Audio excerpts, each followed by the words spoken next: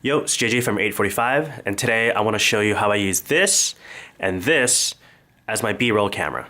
This right here is a Zhiyun, however you want to say it, Crane 2 gimbal, and inside, of course, is the gimbal itself.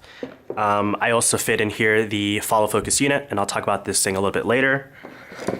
A USB to wall adapter, and a couple of these retractable USB just to make it a little bit easier to manage the charging and also make it a little bit faster while using two instead of one. I'm gonna go ahead and set this thing up and I'll kind of show you, of course, how I combine this to make this my B-roll camera. Before I give a quick overview of the gimbal setup, I do want to talk a little bit first about the Sony RX10 II. And the main reason why that I chose this older camera is that the other models, including the Mark III and Mark IV, don't have a built-in ND filter. And for all you people who shoot video, you guys already know that it's just much easier to work with a built-in ND filter than using a filter. Of course, you can always adapt the lens here. The filter ring is actually a 62mm filter ring, and my largest variable ND filter is an 82, so of course I could always buy a step-up ring. But to make things easier, make things a little bit lighter, this thing here has a built-in ND filter. Zip tie, and then a quick release plate. This is a Anker Swiss, and we're good to go for this all-in-one B-roll camera. Alright, so here is a quick walkthrough of the Crane 2 gimbal with the RX10 Mark II. This is not powered. That we can kind of show you, of course, what I did add.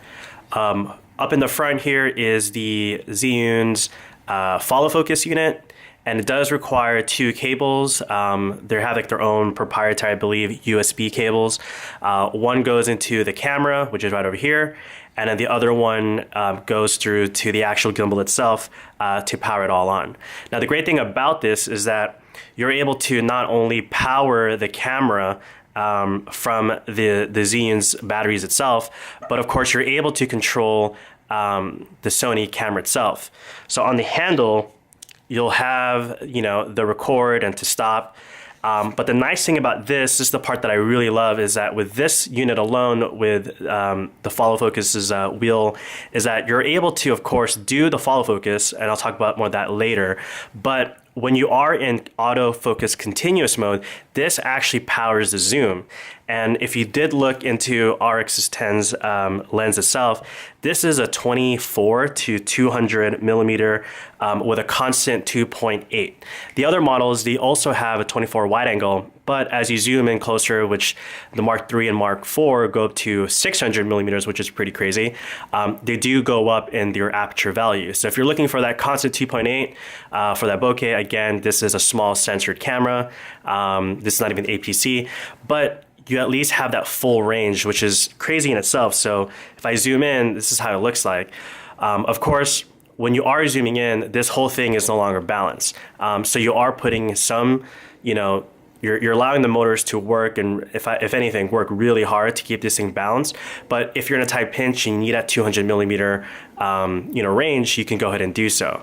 But as far as now, it is balanced technically around 24. I didn't do the most perfect job, but just for illustration, this is what it looks like. Now, what I mentioned regarding the follow focus on the handle is that when you are in manual focus mode on this camera, you are able to follow focus from this camera. It's Sony's lenses. Again, they're not the best in terms of follow focus because they're focused by wire. So there is going to be a slight delay. There's no hard stops. But in the pinch, you know, you're able to follow focus, rather manually follow focus, which is really great. Again, if you do switch this camera into autofocus continuous mode, this instead controls the zoom. So you're able to go again from that 24, if you want that 24 to 35, and then of course all the way to 200. I do now want to show you, of course, some footage that's taken from this camera that I did recently on two commercial projects.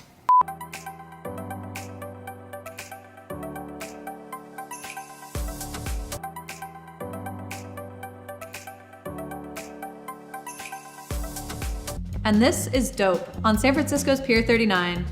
You come in here, you order here, you can sit over here, but you definitely have to take a photo here.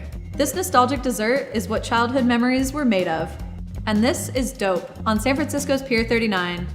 You come in here, you order here, You can sit over here, but you definitely have to take a photo here. This nostalgic dessert is what childhood memories were made of. What I did add during the dope commercial shoot was an external monitor for this, because unlike the newer models, you know, the gimbal arm itself does block the screen.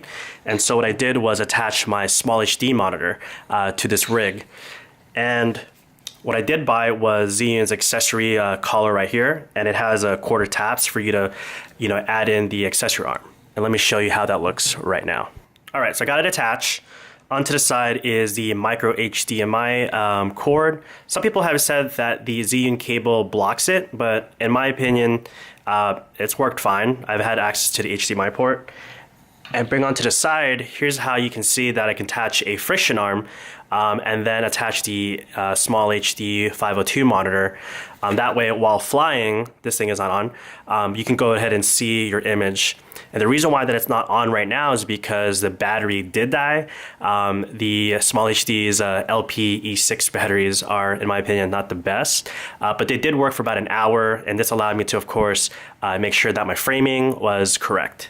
Now, while shooting, I did have a funny idea, and that's what if I did attach my my really large battery onto the base of this? So let's just see how that works. And when we're saying large battery, I'm talking about this large battery. This is the Pro X Powerbase 70. I've used this to power the A7S because it does share that FW50 or whatever battery. And in my opinion, this thing lasts for days. So we're gonna go ahead and see how this looks when combined into this gimbal setup. All right, I just attached the Powerbase battery onto the very bottom here. The pros is that I actually don't have to attach the tripod because the battery itself serves as the base. The cons now, of course, is that I just kind of added weight onto the very bottom of this. The cool thing is, if you ever use a glide cam, which I haven't, this actually reminds me of it, almost like a counterweight. And as you can see right here, I have power now to my monitor. This is our living room, and this is pretty cool because you don't have to worry about the LPE6 batteries dying out. And if you ever really wanted to, I mean, again, you're adding more weight, but you could add the Atomos Shogun.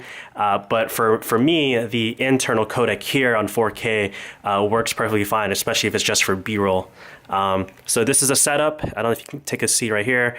The gimbal itself is not powered on. That way I can kind of support the lens, or rather the camera itself. But this thing right here has pretty much serves me now as my go-to B-roll and even gimbal camera. During the last shoot, I've actually used the FS5 with a 14mm Rokinon Cine lens for a quick dance music video, which I'll link. And I was definitely tired. I mean, that thing itself is about 8, 9, probably 10 pounds, and I was even wearing a harness to go ahead and relieve some of that weight. This, of course, I mean, with the battery, this is, of course, adding some weight, but I would definitely prefer to fly with this, take some breaks, put it down, not have to worry about wearing a harness, and have the added flexibility of this, in my opinion, a pretty amazing lens of a 24 to 200, 2.8 all throughout.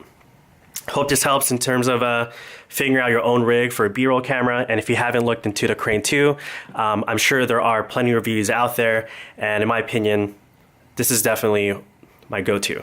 All right, hope this overview was pretty helpful. Again, the pros is that this thing is compact. It all fits into the included Zhiyun Crane 2 case.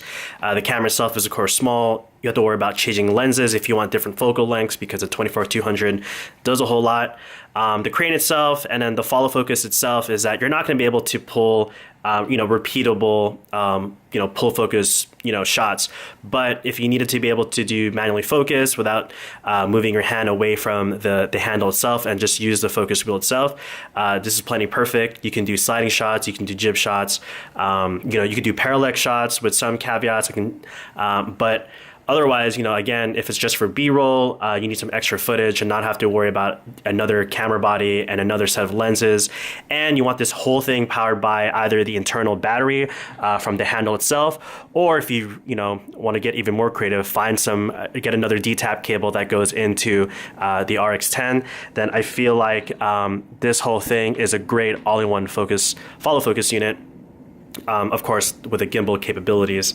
In my opinion, I have the Ronin gimbal along with a Ronin M, and I am perfectly safe saying that I'm okay with using this setup over the Ronin gimbal plus the FS5. Depending on what you shoot and depending on what you're actually using this footage for, of course, your mileage will vary. If you have any questions, any comments, please leave them below, and I'll get back to you guys. Cheers.